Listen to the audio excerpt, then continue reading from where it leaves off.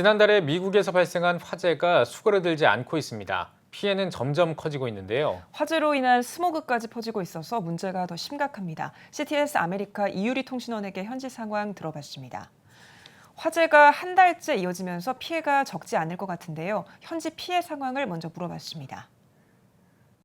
캘리포니아를 비롯해 오레곤, 워싱턴주에서 발생한 대형 산불은 15일 기준 피해 면적이 500만 에이커를 넘어섰습니다. 남한 영토의 20%가 넘는 면적이 불에 탄 것인데요.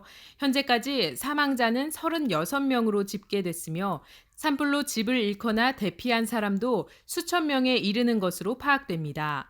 특별히 이곳 LA 북동부 지역 엔젤레스 국유립에서 시작된 밥캣 산불 피해가 예상보다 커지고 있습니다.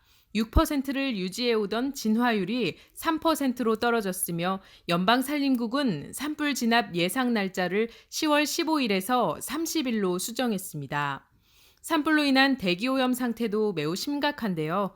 스위스 대기질 솔루션 기업 IQ에어는 14일 전 세계 대기오염 지수 최악인 도시 순위를 공개했는데 10위권 안에 미 서부 도시 4개가 랭크돼 대기오염 상태가 매우 심각한 상황임을 알렸습니다.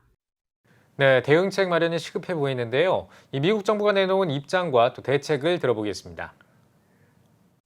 트럼프 대통령은 14일 캘리포니아를 직접 방문해 피해 정도를 파악하고 연방 차원의 총력 지원을 약속했습니다.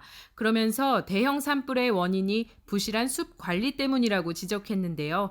하지만 트럼프 대통령의 이러한 대응에 비판의 목소리가 높습니다. 미국 환경 전문가들은 대형 산불의 원인을 기후 변화에 초점을 맞추고 있기 때문입니다. 이상 기온으로 인한 기록적인 폭염에 강수량까지 줄어들면서 화재 발생이 잦아졌다는 것입니다. 이에 서부 대형 산불은 현재 대선 이슈로까지 떠오르고 있습니다.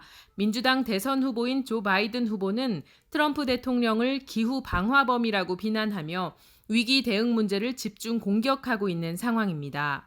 기후 변화에 대해 트럼프 대통령과 바이든 후보가 극명한 대립을 보이는 가운데 서부 대형 산불에 대한 정치적 논쟁은 쉽게 가라앉지 않을 것으로 예상됩니다.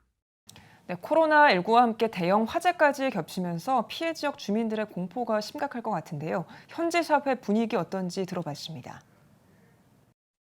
대피령 경보 지역이 확대되며 주민들의 걱정이 커지고 있습니다. 대피소에서 사회적 거리두기와 마스크 착용을 의무화하고 있지만 많은 사람들이 한꺼번에 모일 경우 코로나19 확산 가능성도 높아지기 때문입니다. 특히 캘리포니아는 미국 내 코로나19 확진자가 가장 많은 곳이기 때문에 주민들의 불안과 공포가 고조되고 있습니다.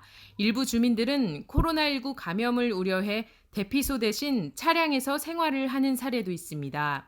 또한 현지 의사들은 화재로 발생한 매연과 연기가 코로나19 환자의 상태를 악화시키거나 코로나19의 전염을 촉진할 수 있다며 우려의 목소리를 내고 있습니다. 네, 피해가 점점 확산하고 있어서 교회 차원의 지원도 필요할 것 같은데요. 현지 교회는 어떻게 대처하고 있는지 들어보겠습니다. 캘리포니아와 오레곤주 등 피해 지역에서 현지 교회들의 구호 활동이 이어지고 있습니다. 임시 거처에 머무는 주민들에게 식사를 제공하거나 교회 주차장을 대피소로 제공하는 등 그리스도의 사랑을 전하기 위해 많은 교회가 협력하고 있습니다. 하지만 코로나19로 인한 대면 접촉의 어려움으로 인해 구호품 배분도 쉽지만은 않은 상황입니다. 산불의 빠른 진화와 피해 주민들을 위해 그리고 코로나19의 종식을 위해 더욱 기도가 필요한 때입니다.